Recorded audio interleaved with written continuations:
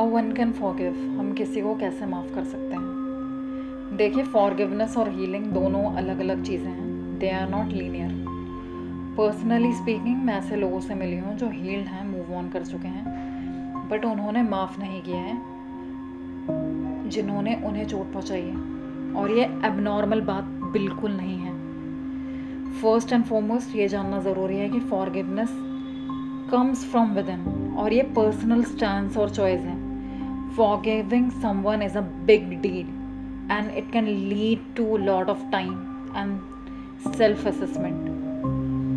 बहुत समय लेना एक बहुत ही नॉर्मल बात है और ये बहुत बड़ी बात माना गया है और है भी। कहते हैं कि माफ़ी मांगने वाले से बड़ा माफ़ कर देने वाला होता है। पर सवाल है कि आप सच में माफ़ कर देना चाहते हैं या कोई दबाव है आप पर कि आपको ये डिसीजन लेना पड़ रहा है। रीज़न कोई भी हो सकता है, रिलीजियस, फिलोसफिकल, या किसी समाज से कोई दबाव या भला बनने का भी दबाव होता है। तो मैं बोलूँगी आप दोबारा सोच लीजिए, क्योंकि सोसाइटल प्रेशर में आप सुपरफिशियली फॉरगिव तो कर पाएंगे, पर ये सेल्फ हीलिंग नहीं, सेल्फ रस्टिंग की जर्नी हो जाएगी। ये एक तरीके से अपने साथ ही धोखा देना हुआ। तो माफ़ करने से पहले खुद से 2 सवाल कीजिए। पहला, माफ़ करने पर आप पर क्या इम्पैक्ट होगा, और दूसरा, किसी एक्सपेक्टेशन के चलते आप ऐसा सोच रहे हैं। देखिए, there are 3 ways to forgive. पहला, exoneration, which means forgive and forget. इसमें आप इंसान को पूरी तरीके से आज़ाद कर रहे हैं। एक तरीके से क्लीन चिट मिल रही है उसे। Basically you are cleaning their slate to start a new chapter with them. This method can be used for accidental mistakes, unintentional mistakes, जैसे किसी बच्चे से कोई गलती हो गई, या कोई अपने कॉन्शियस में नहीं था, या किसी को मेंटल हेल्थ प्रॉब्लम है। In these cases you can go with this method. आप कॉन्वर्जेशन होल्ड कर सकते हैं, या बच्चा है तो उसको गाइड कर सकते हैं कि उसकी क्या गलती रही है। और कई बार खुद को भी आप असेस कर सकते हैं, क्योंकि कई बार होता है कि हम नाराज़ हो जाते हैं, पर हम ये देखना भूल जाते हैं कि सामने वाला किस परिवेश से है, उसका ब्रॉटअप कैसा हुआ है, कहाँ से आया है, उसका एनवायरनमेंट में भी ऐसा हो जिससे हमारी और उसकी सोच काफ़ी भिन्न हो। तो वो अनजाने में ऐसी कई बार बातें बोल जाएं जो उसके लिए काफ़ी नॉर्मल रहें, पर उससे, उसकी बातों से हमें चोट पहुंच जाए। तो ऐसे में हम उसे माफ़ कर सकते हैं।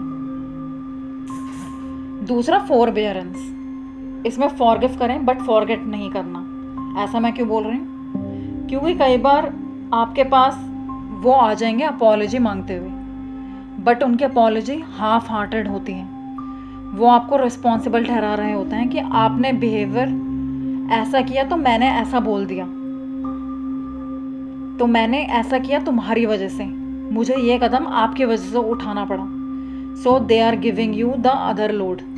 और देखेगा उनकी बातों में भी वार्निंग होती है कि यार मेरे से तो ऐसा कोई करता है ना, तो मैं छोड़ता नहीं हूँ, पर देखो मैं तुमसे माफ़ी मांग रहा हूँ, अगली बार यार ऐसा मत करना, क्योंकि मुझे गुस्सा बड़ी जल्दी आ जाता है।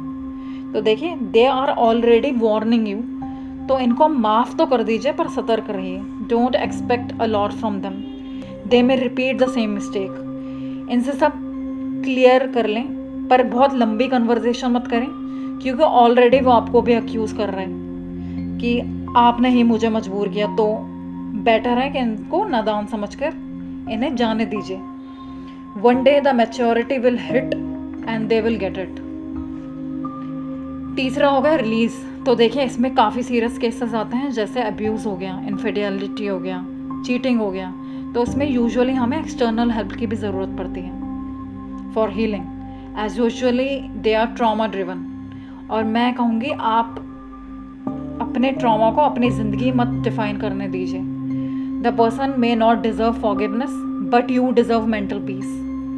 आप डाइवर्शनल थेरेपी अप्लाई कर सकते हैं म्यूज़िक के through, learning some form of art, counselling लीजिए, थेरेपी पे जाइए। सपोज एग्जाम्पल लेते हैं, चीटिंग का केस ले लेते हैं। उसमें क्या होता है, वो लड़ाई झगड़ा करता है ठीक है, और भी आपको पता लग गया है कि इसने चीटिंग की है, वो मान नहीं रहा, या चलिए मान भी लिया उसने कि चीटिंग की है, तो आप झगड़ा करने तो बार बार जाएंगे, सेम एनवायरनमेंट क्रिएट कर रहे हैं। लेकिन आप ये भूल रहे हैं कि आप एक चीटर, एक धोखेबाज से बात कर रहे हैं, ठीक है, और वो बहुत अच्छे होते हैं अपने आप को डिफेंड करने में। इनफैक्ट ऐसा भी देखा गया है कि they you go back to them again and again,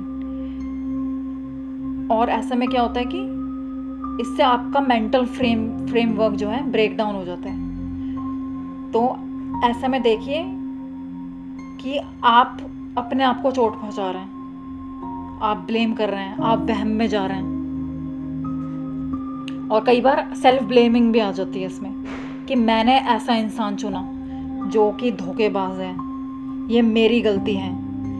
तो उल्टा आप इसको इस नज़रिए से देखिए कि आप इतने अच्छे व्यक्ति हैं कि आप खुद से भी सच्चा किसी और को समझ बैठे, आपके देखने का नज़रिया इतना साफ सुथरा है। तो इस टर्मोइल में फंसने से बेहतर है, बार बार क्वेश्चनिंग करने से बेहतर है, नेगेटिविटी से दूर रहिए, कट ऑफ कर लीजिए,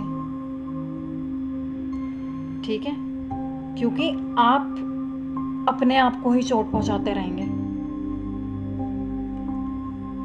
क्योंकि आप बार बार जवाब मांगने जाएंगे जिसकी ज़रूरत नहीं है। उल्टा आप उसे वहीं छोड़ें और माफ़ करके आगे बढ़े, उससे बड़ा थप्पड़ दूसरा नहीं पड़ सकता। Suppose you are being abused और you have been abused in past, और आपके लिए मुश्किल है माफ़ करना, और आप नहीं चाहते माफ़ करना, तो ये बहुत ही नॉर्मल चीज़ है, because forgiveness doesn't change that person action towards you, but for self liberation you can choose to forgive, as forgetting is way harder। आपको भूलना नहीं है, अगर आप माफ़ करना चूज़ करना चाहते हैं तो माफ़ कर दीजिए। Forgiveness is choosing not to let the other person hold you hostage emotionally any longer।